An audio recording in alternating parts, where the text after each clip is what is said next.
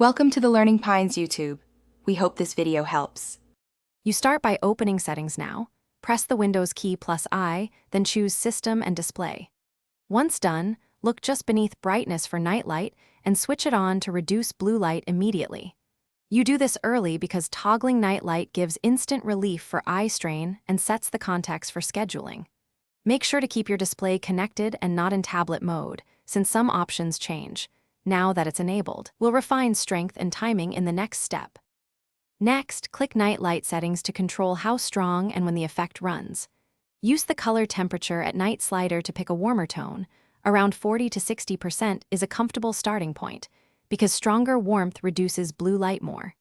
Then pick a schedule, choose sunset to sunrise for automatic behavior, or set specific start and end times if you keep irregular hours. Once you've made choices, click Apply or simply Close. Windows remembers these settings across restarts, so you're almost done. Finish by verifying the effect.